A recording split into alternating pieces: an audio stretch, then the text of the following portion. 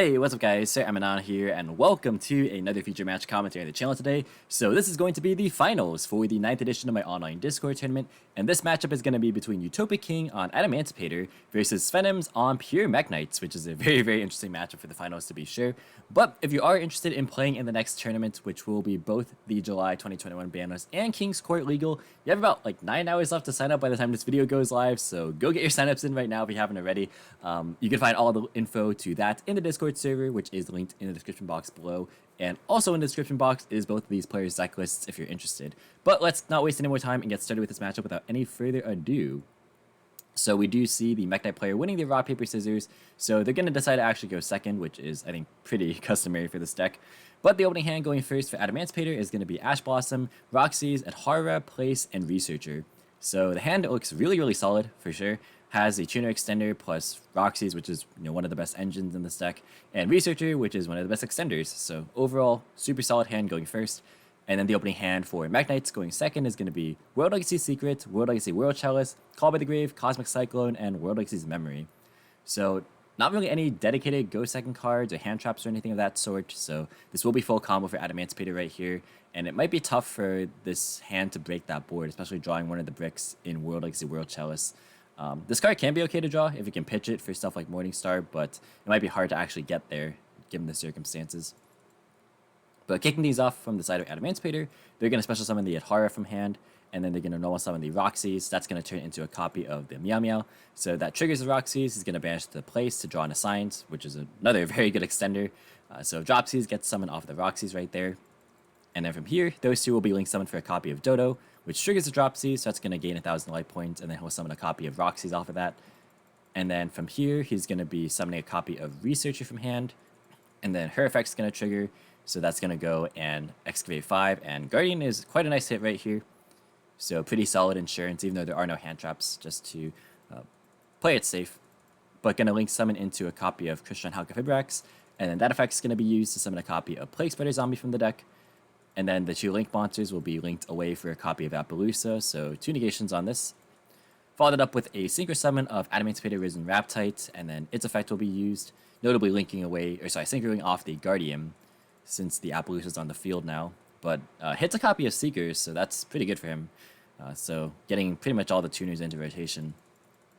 Going to activate the Seeker effect, which hits a copy of the Supplier, which in turn will fetch another copy of Guardian in hand. So this is definitely looking quite strong. And we know that he plays Leonite, so I imagine that's what he's going for right here. So going to Synchro Summon that, and then its effect will be activated. Hits a copy of Signs, 2 even, so that's really good. Always feels good to hit Signs off of the Leonite.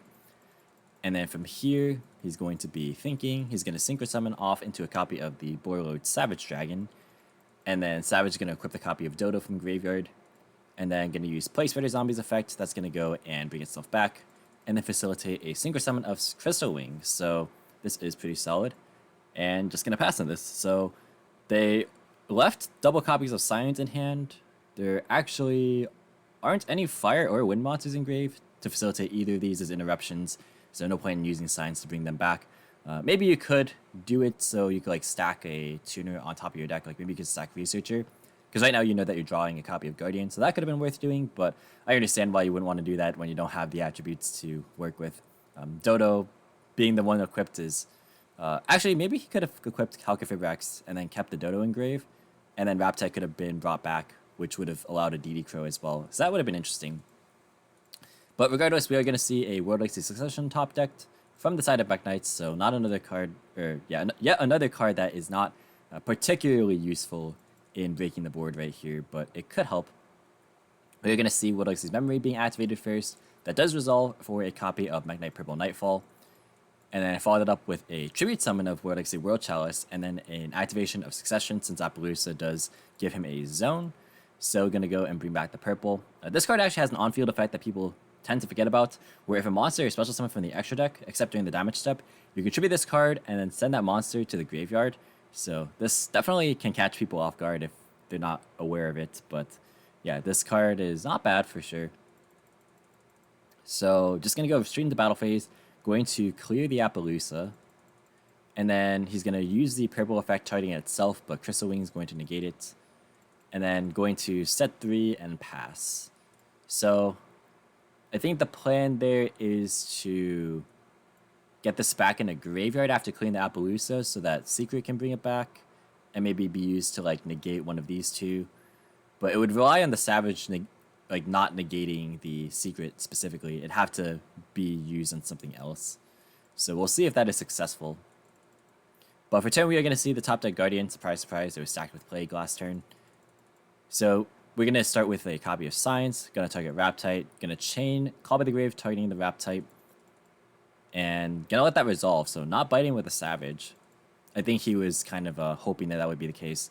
Yeah, that was actually pretty smart because he knew that there was a Signs in the hand that was picked up off of Leonite. So it was good to try and like bait with the Call by the Grave and then hopefully get this to resolve. Because that would have been very, very much worthwhile, but not the case. So it looks like Adamancipator will probably win this game, just because this Cosmic is definitely not going to be doing much. Gonna go and Signs to bring back the Leonite. That should be in defense position. Seeker is going to be stacked to the top of the deck, and then Leonite is going to surprise hit a copy of Seeker. And then those are going to be put back to the bottom. Now, if this gets synchroned off, it won't matter that it's an attack position. But Seeker going to be summoned, and then its effect will be used on the field. That's going to hit a copy of Doki. So that is pretty solid. You can get access to Analyzer as well. Yeah, going to be synchroning off anyways for a copy of Dragite. And then World Exit World Chalice will be activated here. So that's going to be activated as Chainlink 1, and then Crystal Wind will be negating it, Chainlink 2. Secret will be Chainlink 3, and then Savage Chainlink 4. So, yeah, that's going to be the end of game number 1. So that goes to Adamancipator.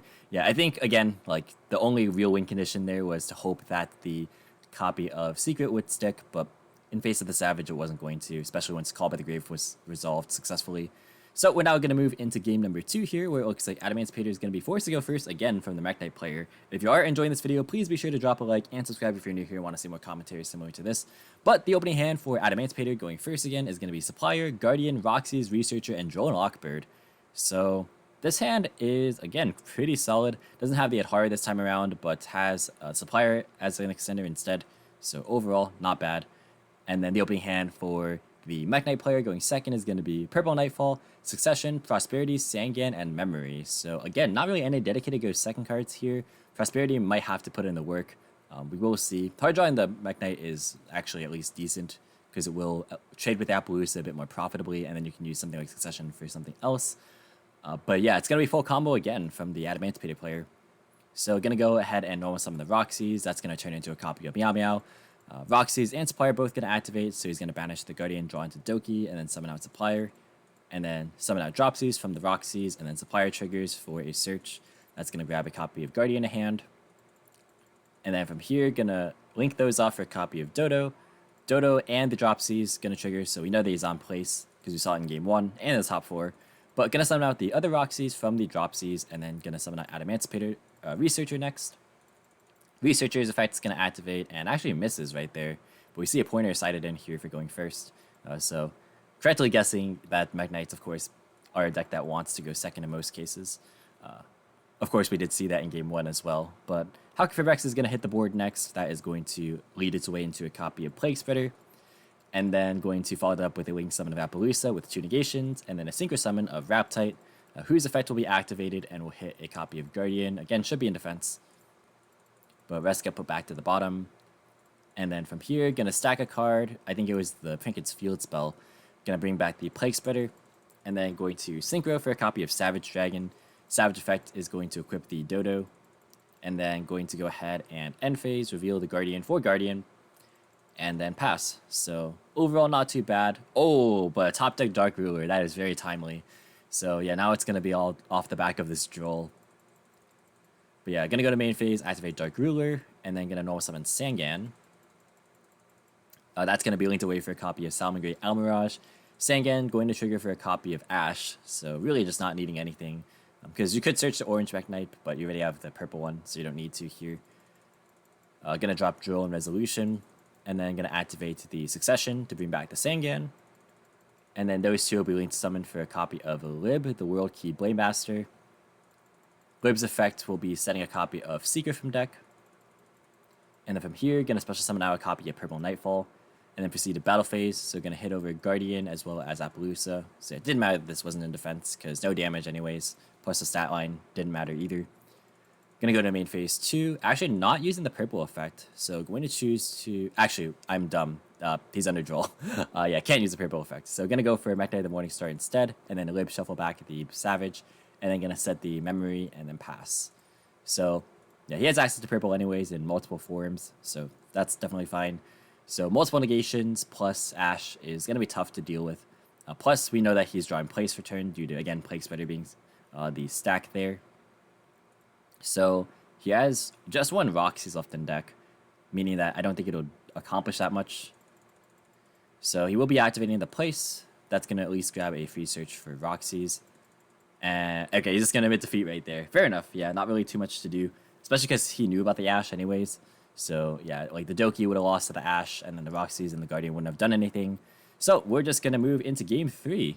So looks like Mekk-Knights are going to be forced to go first, not too surprising. But before we get started in game 3, just want to shout out my patrons as usual. So thank you all so much for supporting the channel, really does mean a lot. And if you are interested in supporting the channel via the Patreon, definitely feel free to check it out in the description box below. But the opening hand, game 3 for Mekk-Knights going first this time is going to be Indigo Eclipse, Alpha, Phantasme, World Galaxy's Memory, and Pankratops. So you could go for, I guess, Memory for purple, and then you could search for a Guister, but I'm not really sure what you can do from there because I see that there's Droll in this hand. So the opening hand for Adamancipator going second is going to be double Droll, red Reboot, Supplier Dragite. Actually, this hand's not very good. Just not really any starter card or like any meaningful extender either. So yeah, this is going to be pretty interesting because the strength of Phantasme obviously relies on your opponent being able to make plays. But that being said, I think the memory might be able to just carry him straight to victory because he'll have his engine online. So he's going to be in with that. That's going to summon out purple from deck. And then purple effect's going to target itself. That's going to banish to add a copy of Guister. And then Joel going to come down on Resolution. Guister going to be the follow-up, of course. That's going to send a copy of World Galaxy World Chalice. And just going to pass. All right, fair enough. Yeah, also Mekk-Knight locked. So yeah, I don't even know if there was much that he could have done, like regardless of the Joel, just because like you can't summon the Guister token since they're not Mekk-Knights. So like you can't really make any plays there, and I don't think he plays the World Arm.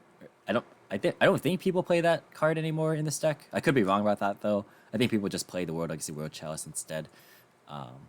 But yeah, I think that probably would have been the play regardless actually of this Droll. Funnily enough, we are going to see a top deck Roxy, so that does actually get somewhere. Although it does also enable the Phantasme.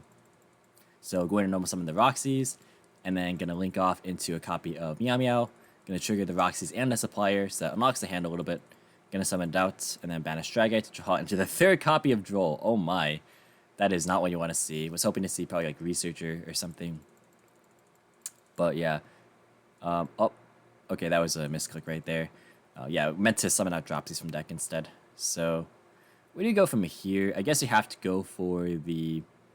You probably have to go for Dodo, and then summon out Roxys, and then overlay for Gallant, and then go Researcher. Which actually isn't too bad here, because there's no hand traps besides Phantasme. So Phantasme will have to draw something pretty impactful to stop this play. This is actually not too bad. So yeah, Supplier to add Guardian. It's interesting that like that one copy of Roxy's being drawn just made the entire hand work. But yeah, gonna go for Dodo. Gonna chain Phantasme in response. So going to go and draw. Oh, there is gonna be and Dark Ruler just in case. So gonna put back the Indigo.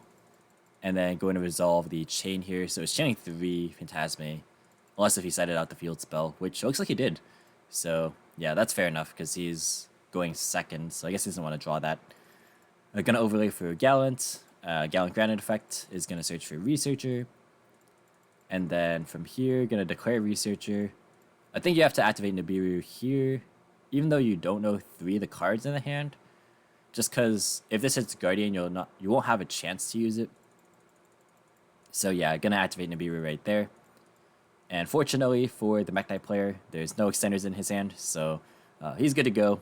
Gonna go and pass, draws a Sandgam for turn, which is pretty good, as well as purple coming back, so that's gonna be a lot of pressure. This technically should be in defense, but you can just switch it to attack. Gonna go and use the purple effect, or just use it right away, that's fair. Gonna search for the Red Moon, and then gonna activate Draw and Resolution. Going to special summon out Alpha, since this token is definitely bigger than 3k. And then gonna set Dark Ruler, summon out Red Moon, and then Red Moon effect to banish Guister, popping the token. And then gonna go into battle phase. This is not game yet. But oh, it looks like he's actually gonna be conceding right there because he actually was on 9,000 due to dropsies. I'm pretty sure he could have just summoned Sangan. That would have been the extra damage for game. So he had it for sure. But yeah, that would have been pretty interesting if he drew like an extender off the top. But yeah, that's going to be a concession right there. So looks like Mekk-Knight's going to be taking this match 2-1, and they therefore are the winners of the 9th edition of the Discord tournament. This is pretty interesting for sure. We've seen some very fascinating decks win. Obviously, we've seen decks in the past that are just at the forefront of the meta take the win. For example, we've seen Dragon Link win not too long ago. But we also see decks like this and Earth Machine. So it's cool to see people bringing non-meta decks in a field that's reasonably mixed between meta and rogue, and then find success. So that's pretty cool to see. But yeah, again, if you are interested in playing in the next tournament, yeah, you gotta go fast. 9 hours left to sign up roughly by the time this goes up again. So be sure to just get going. But anyways, let's wrap this up. So thank you all so much for watching. Hope you enjoyed. If you did, be sure to leave a like as well as any thoughts or feedback in the comments. Subscribe for more foreign and competitive Yu-Gi-Oh content. If you want to, you can follow me on all social media platforms or support me with links in the description as usual. And until next time, I'll catch you in the next video. See you guys.